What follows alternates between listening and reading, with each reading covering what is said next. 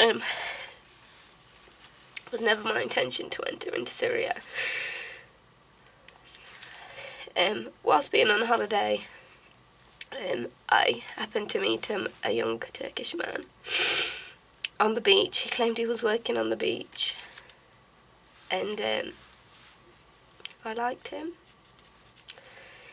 and we developed somewhat of a relationship. So I formed this slight relation with this Turkish man, and he'd said that because they're in October, holiday season in Antalya is coming to an end. He's not from Antalya. He's originally from Gaziantep, and he'd said that it would be nice if I wanted to fly to Antalya, meet with his family, get to know him a bit better. So I stayed the night in the hotel, and then in the morning the hotel arranged a taxi for me to go to Gaziantep airport and take my luggage. I did that. Luggage was there. On the way back to the hotel, I made contact with this man, and he said, yes, you know, I'm ready whenever you are. If you need to get some things from the hotel, anything, you know, we can meet up. I said, yes, I'm ready now. It's no problem. So he said to pass the phone to the taxi driver, because obviously he's a Turkish man. He speaks Turkish. I don't speak Turkish. And he said, I'll tell the man where to drop you off and I'll meet you there. So that's what happened. I said, I want to leave this place. I want to leave this place. Why have you brought me here? I don't want to be in this place. I want to go back to Antalya. And he said, no, it's impossible for me to let you leave, because maybe you will alert the police of this place. Maybe you will bring problems for this place. It's impossible. I'll let you leave. And I said, but you brought me here and I don't want to be here. And then they just drove across this farmland, and then we'd entered Syria.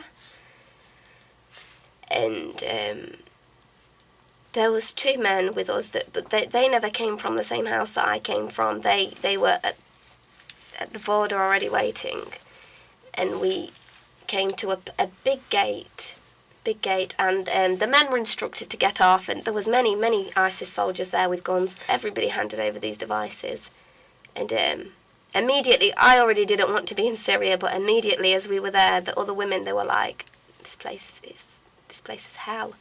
This place is hell.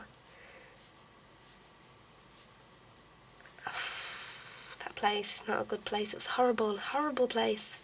So I went to this place, and the man, he spoke limited Arabic. I speak limited Arabic. And I said to him, I'm going to Jarablus. And he knew, people who come there, they're called Muhajir.